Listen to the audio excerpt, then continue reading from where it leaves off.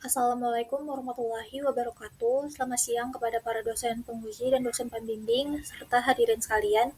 Perkenalkan, nama saya Khairun Nisa dengan NIM 20101010551058. Mahasiswa program studi manajemen Fakultas Ekonomi dan Bisnis Universitas Pamulang. Pada kesempatan kali ini, saya akan mempresentasikan hasil penelitian saya yang berjudul Pengaruh Perputaran Modal Kerja, Ukuran Perusahaan, dan Debt to Equity Ratio terhadap profitabilitas perusahaan, subsektor makanan dan minuman yang terdaftar di Bursa Efek Indonesia periode 2019 sampai 2023. Untuk penelitian ini, saya lakukan sebagai salah satu syarat untuk menyelesaikan studi saya di tingkat sarjana, sekaligus memberikan kontribusi pada perusahaan subsektor makanan dan minuman. Pada latar belakang ada 4 poin, yaitu pada gambaran umum industri, perekonomian Indonesia ini menunjukkan pertumbuhan positif meskipun berada di tengah situasi global yang melambat dan penuh ketidakpastian. Pada tahun 2023 ini, ekonomi Indonesia tumbuh lebih dari 5%, didorong permintaan domestik, konsumsi pemerintah, dan investasi.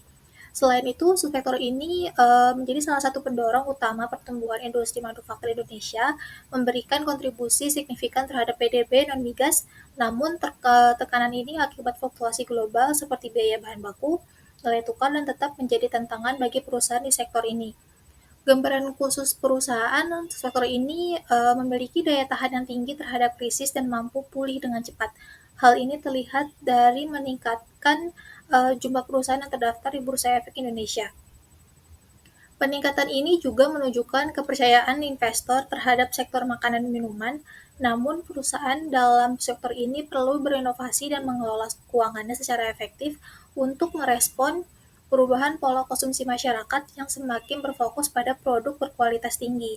Lalu untuk permasalahan pada industri dan perusahaan, di tengah ketidakpastian global ini, perusahaan sektor makanan dan minuman ini dihadapkan pada tantangan untuk mengimplementasikan strateginya keuangan yang tepat guna menjaga profitabilitas dan daya yang saing mereka. Salah satunya yang muncul adalah pentingnya pengelolaan modal kerja yang efisien dan struktur modal yang sehat untuk mengurangi resiko finansial, terutama pasca pandemi yang memberikan tekanan tambahan pada operasional perusahaan.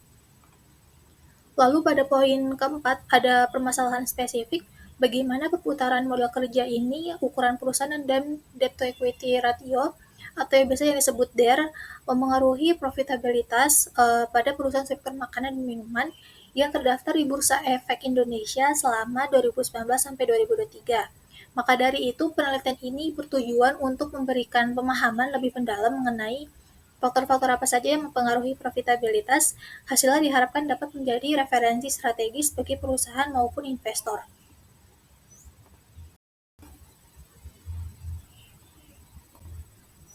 Lalu untuk rumusan masalah, apakah perputaran modal kerja, ukuran perusahaan, dan debt equity ini berpengaruh terhadap profitabilitas? Kita lihat untuk selanjutnya, itu tujuan penelitian ini. Untuk tujuan penelitian ini mengetahui apakah perputaran modal kerja, ukuran perusahaan, dan debt to equity ratio ini berpengaruh terhadap profitabilitas. Lalu untuk selanjutnya, landasan teori ini saya memakai landasan dari penelitian terdahulu seperti Kashmir, Pak Heri, lalu Kashmir juga pada debt to equity ratio, dan pada teori profitabilitas ini saya juga memakai teori dari Kashmir. Untuk penjelasannya, pada teori perputaran modal kerja ini menyatakan bahwa perputaran modal kerja mengukur efektivitas modal kerjanya dalam menghasilkan pendapatan. Lalu pada ukuran perusahaan, menjelaskan bahwa ukuran perusahaan ini diukur berdasarkan total aset, nilai pasar, lalu indikator lainnya mencerminkan besar atau kecilnya perusahaan. Lalu untuk DER, Kashmir menyatakan bahwa DER ini digunakan untuk menilai penggunaan utang dalam struktur modal perusahaan. Dengan semakin rendahnya DER, semakin kecil resiko bagi kreditor. Lalu untuk profitabilitas ataupun ROA ini mengukur kemampuan perusahaan menghasilkan laba dari aset yang dimiliki, menggambarkan efisiensi perusahaan dalam memanfaatkan sumber daya. Pada hipotesis penelitian ini, ada H01 tidak terdapat pengaruh antara X1 maupun X2, X3 terhadap profitabilitas. Kita bisa melihat untuk selanjutnya ada metode penelitian. Untuk penelitian di saya ini menggunakan kuantitatif dengan pendekatan asosiatif. Lalu untuk populasinya ini adalah seluruh perusahaan sektor makanan dan minuman dengan teknik purposive sampling untuk mendapatkan 8 perusahaan sebagai sampel. Untuk poin ketiganya adalah teknik pengumpulan datanya ini, studi menggunakan dokumentasi mengumpulkan data dari laporan keuangan tahunan perusahaan. Lalu untuk alat analisisnya, saya menggunakan regresi linear berganda dengan pengujian asumsi klasik seperti uji normalitas, multikolinaritas, heteroskedastisitas, autokorelasi, dan menggunakan software IFIS 12. Untuk hasil penelitian selanjutnya adalah dalam tabel berikut. Penjelasannya pada F statistik ada 15,97120 dan propnya itu 0,000. Ini menunjukkan bahwa model regresi secara keseluruhan signifikan atau p-value-nya itu di bawah 0,05. Lalu untuk R-square-nya yaitu 0,846327 menunjukkan bahwa sekitar 84,63 ini variasi dalam profitabilitas dapat dijelaskan oleh variabel independen dalam model.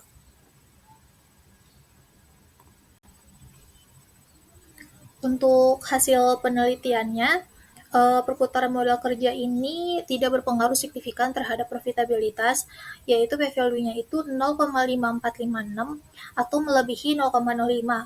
Lalu ukuran perusahaan atau frame size ini tidak berpengaruh juga signifikan terhadap profitabilitas dengan p-value-nya itu 0,4600 atau melebihi 0,05.